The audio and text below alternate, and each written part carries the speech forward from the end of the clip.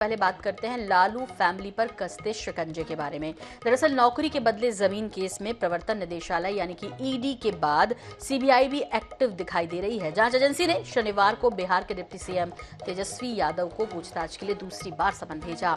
इससे पहले 4 फरवरी को भेजा गया था। इस पर बिहार के मुख्यमंत्री नीतीश कुमार ने कहा कि 2017 में भी रेड हुई थी, उसके बाद हम अलग हो गए, 5 साल बीत गए और अब हम एक साथ आ गए हैं, तो फिर से रेड हो रही है। इस पर अब मैं क्या बोल सकता हूं। वहीं तेजस्वी पत्नी की तबीयत खराब होने की वजह से सीबीआई के सामने पेश नहीं हो पाए होंगे। ईडी की रेड के बाद उनकी पत्नी को शुक्रवार को अस्पताल में भर्ती किया गया था। वो गर्भवती हैं। 12 घंटे की पूछताछ के बाद ब्लड प्रेशर की समस्या के बाद वो बेहोश हो गई थी। इधर आरजेडी प्रमुख लालू यादव ने केंद्र सरकार पर हमला बोलते हुए कहा कि संघ और भाजपा के विरुद्ध मेरी वैचारिक लड़ाई लड़ रही है और जारी रहेगी। मैंने कभी भी घुटने नहीं टेके। मेरे परिवार और पार्टी का कोई भी व्यक्ति आपकी राजनीति के सामने झुकेगा नहीं।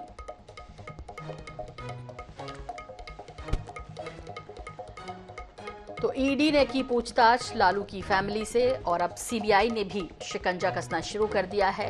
वहीं लालू प्रसाद यादव कह रहे हैं कि भाजपा के सामने हम घुटने नहीं टेकने वाले हैं। बीजेपी और आरएसएस के खिलाफ जो मेरी वैचारिक लड़ाई है वो जारी रहेगी और मेरा परिवार डटकर मुकाबला भी करेगा।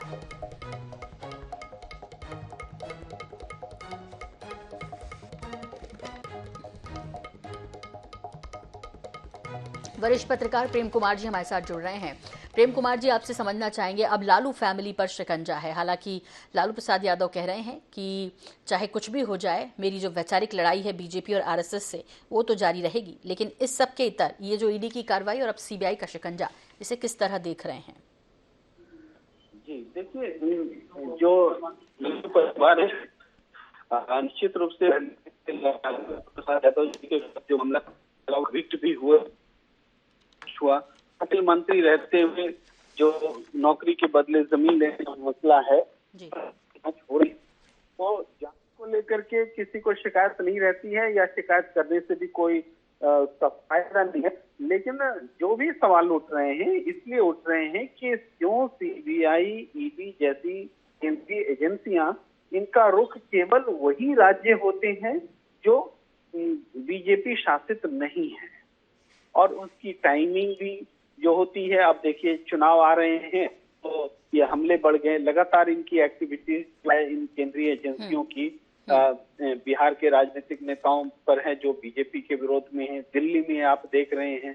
तो लेकिन यही सीबीआई, ईडी बीजेपी से जुड़े हुए जो मामले होते हैं, जैसे कर्नाटक में सामने आया, वहां ही दिखाई देते। तो मूल बिंदु यही है कि केंद्रीय एजेंसियों का इस्तेमाल हो रहा है।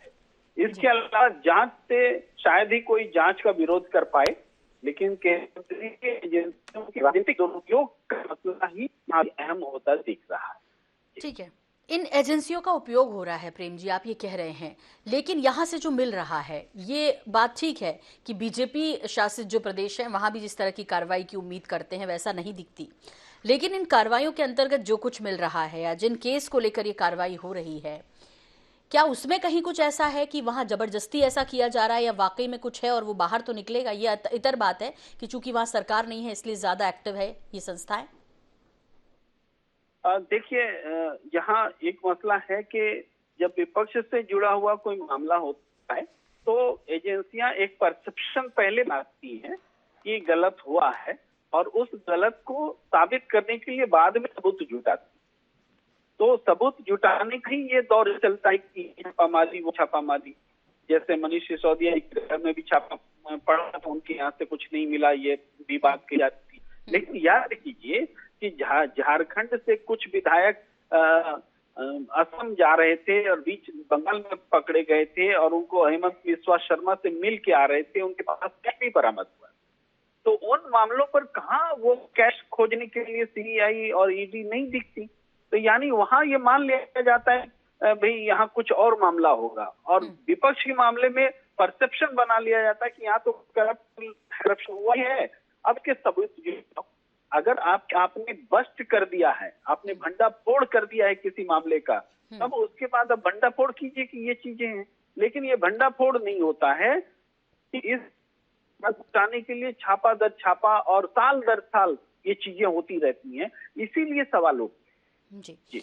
बहुत बहुत शुक्रिया प्रेम जी हमसे बात करने के लिए। आपका तो इस्तेमाल कर रही है केंद्र सरकारी संस्थाओं का, स्पेशली तब जब चुनाव नज़दीक हैं, 9 राज्यों में विधानसभा और उसके बाद फिर लोकसभा चुनाव 2024, इसे देखते हुए तो आपसी जो मनमुटाव है, आपसी जो झगड़ा है या विचारों का जो मतभिन्नता है, दरअसल प्रेम जी कह रहे थे कि उसकी वजह से ये ज़्यादा होता है। जहाँ बीजेपी शासित राज्य है ऐसे वहाँ नहीं है कि वहाँ कोई भ्रष्टाचार ना हुआ हो, वहाँ कोई केस ना हो, लेकिन वहाँ ये संस्थाएं कुछ कम एक्टिव नज़र आती हैं।